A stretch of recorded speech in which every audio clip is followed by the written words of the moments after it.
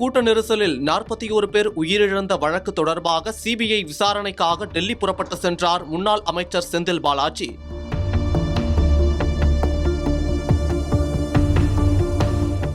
கரூரில் கடந்த ஆண்டு செப்டம்பர் 27ஆம் தேதி தமிழக வெற்றிக் கழகம் சார்பில் நடத்தப்பட்ட பிரச்சார கூட்டத்தில் கூட்ட நெரிசலில் சிக்கி 41 பேர் உயிரிழந்தது பெரும் சோகத்தை ஏற்படுத்தியது.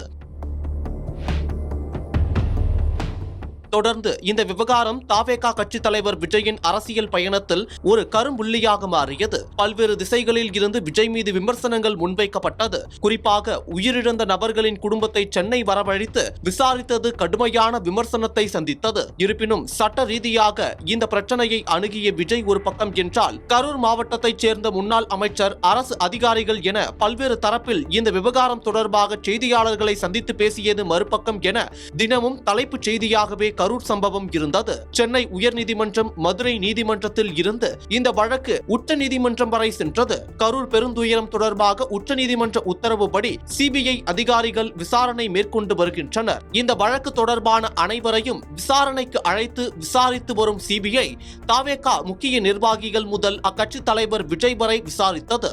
சமீபத்தில் 3வது முறையாக தமிழக வெற்றிக் கழக தலைவர் விஜய் விசாரணைக்கு ஆஜரானார். அவரிடம் 7 மணி நேரம் விசாரணை நடத்தப்பட்டதாக தகவல் வெளியானது. இந்த வழக்கில் கரூரை சேர்ந்த முன்னாள் அமைச்சர் செந்தில் பாலாஜி மீது தவேகா குற்றம் சாட்டியது. இந்த சூழலில் சிபிஐ சம்மன் அனுப்பியதன் பேரில் விசாரணைக்கு ஆஜராவதற்காக இன்று இரவு சென்னை விமான நிலையத்தில் இருந்து விமானம் மூலம் டெல்லி புறப்பட்டுள்ளார் செந்தில் பாலாஜி. நாளை காலை சிபிஐ அதிகாரிகள் முன் செந்தில் பாலாஜி ஆஜராக உள்ளார். முன்னதாக பாஜக மாநில தலைவர் நயினார் நாகேந்திரன் கரூரில் நடந்த கூட்ட நெரிசல் மற்றும் அதனால் ஏற்பட்ட உயிரிழப்புகளுக்கு செந்தில் பாலாஜியே முக்கிய காரணம் என குற்றம் சாட்டியிருந்தார். தன் மீதான இந்த குற்றச்சாட்டுகளை மறுத்துள்ள செந்தில் பாலாஜி, அரசியல் காழ்ப்புணர்ச்சி காரணமாக நயினார் நாகேந்திரன் இப்படி பேசுவதாகவும், என்ன நடந்தது என்பது மக்களுக்கு தெரியும் என்று பதில் கொடுத்தது குறிப்பிடத்தக்கது.